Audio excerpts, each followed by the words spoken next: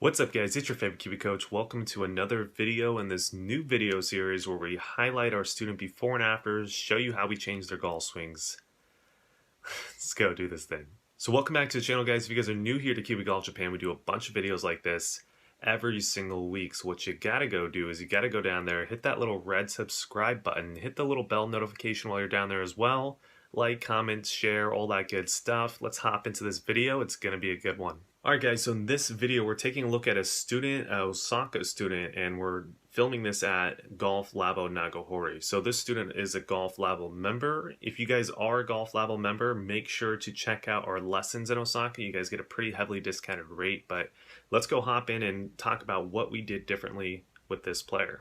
So if we take this player up to the top of the swing, you're going to see something that I would classify as a very traditional Japanese golf swing. You guys have probably heard me talk about this in other before and afters, but essentially elbows kind of flying a little bit, really bent like this. Club shaft is crossed, the club head's below, right? So really, I call amateur type of arm structure / wrist conditions at the top of the golf swing. Now, if we zoom in really quick and we take a look at his transition, you're also going to see that his head and his whole body moves towards the golf ball in transition.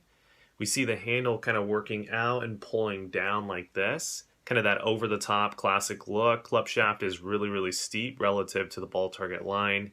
And then through here, we start seeing him start to throw angles, right? So let me see if I can show you that. Throwing angles, right? Flippy release right through here. Not really pushing a whole lot forward.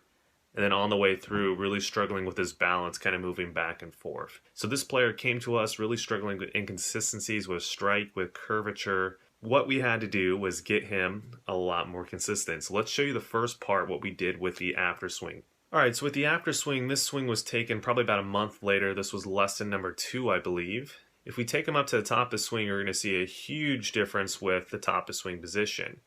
Now, obviously, the most noticeable difference is the club shaft is a lot better, right? It's not crossed the line, which is not a bad thing, but for us, we prefer a little bit slightly laid off, but he's not crossed the line anymore. Arm structure is a lot better. The elbow's not flying out this way. Arms look a little bit better in terms of they're not really bent at the top of the golf swing. And really, I think he's in a lot better position to where he can actually start making a move on the downswing that's going to allow the club in the center of mass to come into a position into the golf ball to where he's going to be a lot more consistent. But let's show you guys kind of the difference. So visually, I think you guys can pretty much see this. Again, nowhere near crossed anymore. Right elbow's a lot more tucked in. Left arm is a little bit more on the shoulder line. Just a lot better position. Now, in transition, one of the big things we really worked on is if you can see this player, how his whole body would move in towards the golf ball in transition, we can actually see that that's pretty much gone. He still moves in a little bit towards the golf ball. There's a little move here, but it's a whole lot better. And if we take him down to position 5, we're also going to see some pretty noticeable differences here as well. Again, in the after video, we're going to see that the club shaft was very steep. Hand path was pretty far out. In this new one, club shaft is shallow and hand path is a little bit more behind the body as opposed to the before swing was a little bit more obviously in front of the body. Now from this new position, we're going to start seeing that in the before, he started to kind of throw angles here.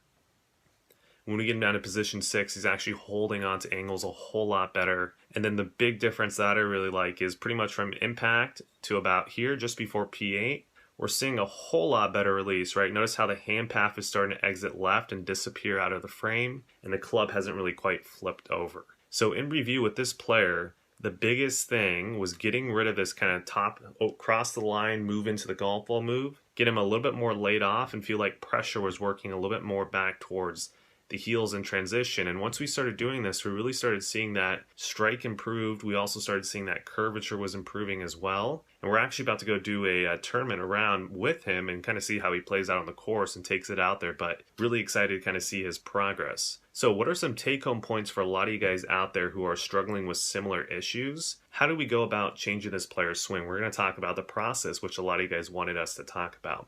So our process essentially starts from stop and goes all the way to slow motion swings and ramping it up to full speed. Now, a lot of what we talk about in the lesson is what is your breaking point? The breaking point for us is at what speed do we start seeing the old habits start creeping back, right? You guys have probably all noticed this when you guys have worked on your own swings. If you do it at a slow motion, you could probably see the change. if you do it at full speed, it's hard for you not to see the change, right? You probably revert back to the old swing. So with this particular player, we started off with the 2-part stop and go because, again, we were working on top of swing position and transition. Once we got past the 2-part stop and go, we just did a 1-part stop, which was the top of the swing, and then swing down. Then we did a 10% speed, 25%, 50, 75, 100. And we went through each step. Now for him to pass from one step to the other, he had to do 8 out of 10 swings correctly for him to advance. I think this is a really important part of the process that I think a lot of our students don't do when they're practicing by themselves, is making sure that they can reach a goal before they get to the next step. I think a lot of our students, after the lessons, they maybe just do it a little bit, maybe they do like 3 out of 10 or something like that, like, that's good enough, and they move on. I really think if you guys really want to change your swings quickly, you have to go through the steps, right? And you got to figure out, if I can't get 8 out of 10 at a slower speed, why is that the case? Which gets us into the next part of the video, which I think is really important about our process, which is how do we actually change something from a slower speed to a faster speed? What change needs to occur? So what we always say is it's either when you do it or how much you do it, right? So let's take this player, for example. Let's say he's crossed the line and he wants to get obviously a little bit more this way, was something that we were preferring. So when does he feel like he starts getting the club shaft laying out a little bit or kind of getting a little bit flatter on the backswing? And then how much, right? So we told him, we're like, okay, if this was 100%, right? This was maybe 50%. And this is obviously 0, how much in terms of percentage were you feeling like you were doing that on the backswing, right? And then let's say he told us 25%. So maybe one of the first things we would say in the lesson was like, okay, if you feel like you're only doing about this much on the backswing, let's feel maybe closer to 50 or maybe even closer to 100 and see where that puts us, right? This particular player actually, when we got this swing over here on the right of the screen, when you see this right here, he was actually feeling like he was doing this at the top of the golf swing. So he literally felt this, and he actually ended up getting perfect, which is this right here, right? So that goes to show the feel versus real that a lot of you guys out there are struggling with. I can't stress it enough. You guys are probably gonna have to feel something way, way more exaggerated than what you actually feel like you have to do to get into a different position. Now, another thing we talked about was, when was he feeling like he was starting to flatten out the club shaft on the backswing? And for this player, before, he felt like he was starting to do it somewhere halfway back. And what we actually started getting this player to do was feeling like he did it earlier as well as more.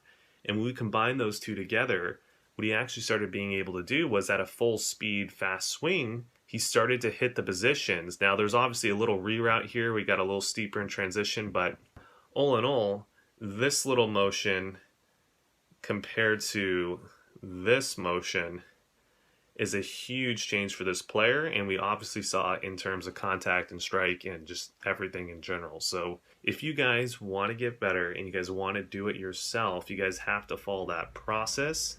Now, if you guys want to know the process, we're going to be creating a whole series about the implementation process on our website. So if you guys haven't checked out our Kiwi website membership yet, go ahead and click the link below and check it out. It's a really great membership. We're constantly building it out, and we just got a whole team in place to help us with the translation as well as the business writing and all that stuff. So go check it out. I think it's going to become one of the best websites in Japan. Also, we have some seminars coming up. If you guys are interested in learning about matchups, which is what we did with this player, we matched up his golf swing.